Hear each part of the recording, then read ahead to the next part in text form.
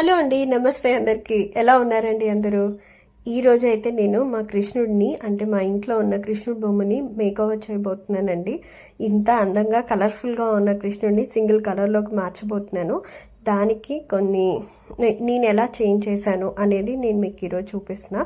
First అయితే మనం కృష్ణుడి బొమ్మని నీట్గా తుడుచుకోవాలండి, డస్ట్ ఏమీ లేకుండా. అలా ఒక బ్రష్ తీసేసుకుని దానిపైన బొమ్మ పైన ఉన్న దుమ్ము మొత్తం తీసేసిన తర్వాత, అంటే మొత్తం దులుపుకున్న తర్వాత ఇప్పుడు దానికి ఒక ప్రైమర్ కోట్ వేసుకోవాలి. నేను ప్రైమర్ కోట్ కోసం అయితే ఆర్టిస్ట్ చెస్ని యూజ్ చేస్తున్నాను. ఇది నేను చాలా కాలం నుంచి వాడుతున్నానండి. దీంట్లో మెయిన్ హైలైట్ ఏంటంటే ఇది స్మెల్ ఉండదన్నమాట. ఈ ప్లేస్లో మీరు కావాలనుకుంటే వాల్ పెయింట్ని అయినా యూజ్ చేసుకోవచ్చు. ఏషియన్ పెయింట్స్లో కానీ వేరే వాటిలో అయినా సరే మీకు వాల్ పెయింట్ వైట్ కలర్ దొరుకుతుంది, సో దాన్నైనా యూజ్ చేసుకోవచ్చు. సేమ్ ఇది కూడా అలాగే ఉంటుందండి, కాకపోతే ఇది స్మెల్ ఉండదు. ఇది కూడా వాటర్లో మిక్స్ చేసుకోవచ్చు. లైట్గా వాటర్ని టచ్ చేసుకుంటూ అయినా స్మూత్గా చేసుకుని దీని మొత్తాన్ని ప్రైమర్గా యూజ్ చేసుకోవచ్చు. నార్మల్గా బాగా థిక్ కలర్స్ ఉండేవి అయితే డార్క్ కలర్స్ ఉండే వాటి బొమ్మలకి కానీ లేదా ఏ సర్ఫేస్ మీదైనా యూజ్ చేసుకోవచ్చు.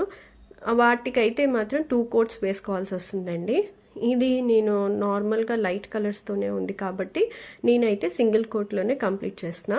అండ్ ఈ జెస్ కూడా ఉండడానికి కొంచెం థిక్గానే ఉంటుంది అనమాట. సో దానివల్ల ఏమవుతుందంటే మనకి 2 కోట్స్తో అవసరం ఉండదు, సింగిల్ కోట్ సరిపోతుంది. ఈ కోట్ వేసిన తర్వాత కూడా దీనిపైన మళ్ళీ మనం పెయింట్ చేస్తాం కాబట్టి సింగిల్ కోట్ అయితే నాకు సరిపోయింది.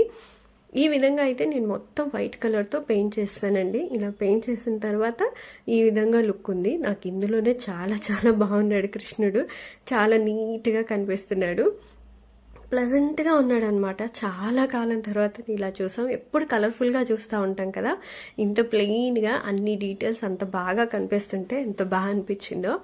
ఒక 2 డేస్ బాగా ఆరిన తర్వాత 1 నైట్ సరిపోతుందండి, ఎక్కువ ఆరాల్సిన అవసరం లేదు. మనం వేస్తూ ఉంటేనే ఒక పక్క నుంచి ఆరిపోతుంది. ఆ తర్వాత నేను కాపర్ కలర్ తీసుకున్నానండి. ఒకటే కలర్ని యూజ్ చేస్తున్నాను కదా, కాపర్ కలర్ తీసుకున్నాను. ఇది ఏ పెయింట్ షాప్లో అయినా దొరుకుతుంది. మామూలు పెయింట్ షాప్స్లోకి వెళ్ళి మనం కాపర్ కలర్ అని అడిగితే ఇస్తారు. ఇది జస్ట్ యాక్రిలిక్ కలర్స్ లాగానే ఉంటుందండి. ఇందులో కూడా మనం లైట్గా వాటర్ని టచ్ చేస్తూ యూజ్ చేసుకోవచ్చు. అంటే ఆయిల్ పెయింట్స్ లాగా ఉండదు అనమాట. ఇది వాటర్ని టచ్ చేసుకుంటూ యూజ్ చేయొచ్చు. దీని వాల్స్ పైన కూడా యూజ్ చేస్తారనమాట. సో తొందరగానే డ్రై అవుతుంది, దీనికి కూడా పెద్దగా టైం పట్టదు. మనం వేసుకునేటప్పుడు మాత్రం కొన్ని జాగ్రత్తలు తీసుకోవాలండి. మనం వాటర్ని ఇందులో మిక్స్ చేసుకునేటప్పుడు వాటర్ ఎక్కువ అవ్వకుండా చూసుకోండి. వాటర్ ఎక్కువైనది ఎట్లా తెలుస్తుందంటే బబుల్స్ వస్తాయన్నమాట. ఆ బబుల్స్ అన్నీ కూడా మనం యూజ్ చేసే పెయింట్లో మిక్స్ అయిపోయేంత వరకు బాగా మిక్స్ చేసుకోండి.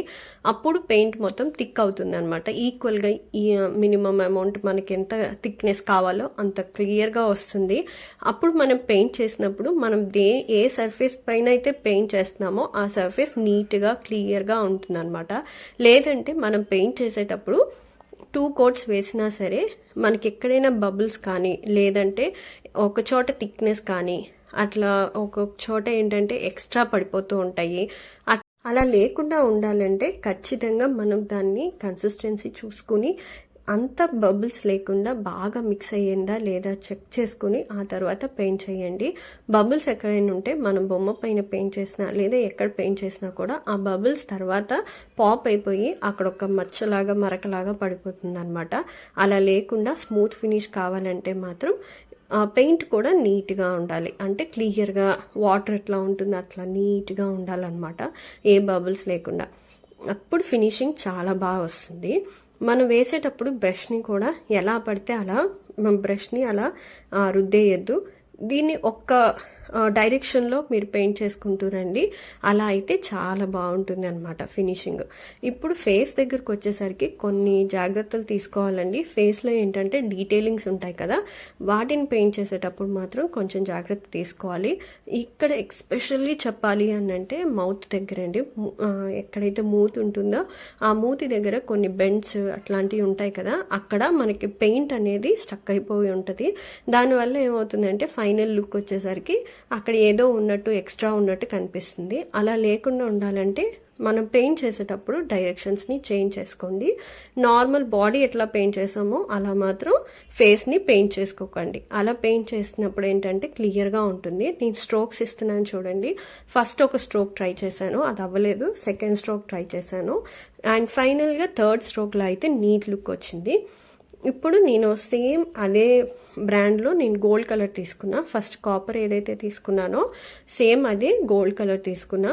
గోల్డ్ కలర్ ఎందుకు అనంటే ఇప్పుడు మొత్తం కృష్ణుడినంతా ఒకే కలర్లో పెయింట్ చేశాం కదా, గోల్డ్తో నేను జ్యువెలరీ ఏదైతే ఉందో దాన్ని హైలైట్ చేద్దాం అనుకున్నా.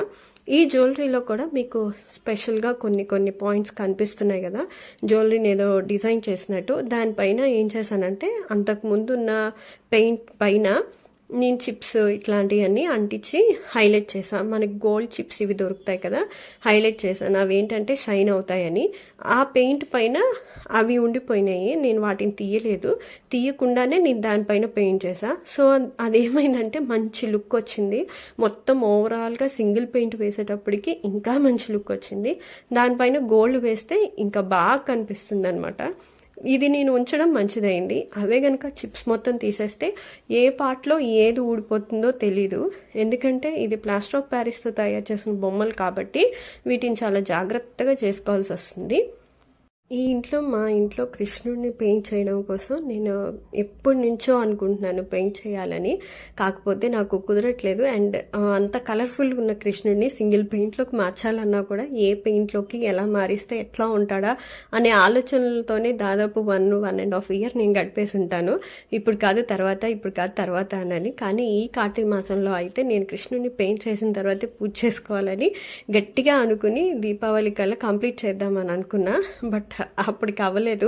అంటే 2-3 days గ్యాప్ వచ్చిందనమాట. ఊరు వెళ్ళాల్సి వచ్చింది, దానివల్ల కంప్లీట్ అవ్వాల. కానీ కార్తీక మాసంలో మాత్రం కంప్లీట్ చేసేసాను. కాకపోతే ఈ మధ్య కాలంలో నేను వీడియోస్ పోస్ట్ చేయట్లేదు కాబట్టి ఈ వీడియోని పోస్ట్ చేయడం లేట్ అయిపోయింది. ఇక్కడ నేను మొత్తం పెయింట్ చేసి గోల్డ్తో హైలైట్ చేసిన తర్వాత కళ్ళని కూడా నేను హైలైట్ చేశాను. ఇక్కడ కళ్ళని హైలైట్ చేయడంలో మీకు కెమెరాలో చూస్తే ఇట్లా క్లమ్సీగా కనిపిస్తుంది, బట్ విడిగా మాత్రం చాలా బాగున్నాయి. అంతకుముందు ఉన్న పెయింటింగ్ ఆ కలర్స్లో ఏంటంటే అంతకుముందు ఉన్న బొమ్మ కృష్ణుడికి కళ్ళు చిన్నగా ఉండేవి, నేను ఈసారి కొంచెం పెద్దగా చేశాను అనమాట. ఇంకా ఇక్కడికి వచ్చేసరికి పెయింట్ అంతా అయిపోయిన తర్వాత బాగా మొత్తం మారిపోయిన తర్వాత కృష్ణుడిని జ్యువెలరీతో డెకరేట్ చేద్దామని అనుకున్నా. ఆయన అలంకరించడం చాలా చాలా నచ్చుతుంది నాకు. అందుకోసమనే నేను కొన్ని సేకరించి పెట్టుకున్నాను అనమాట.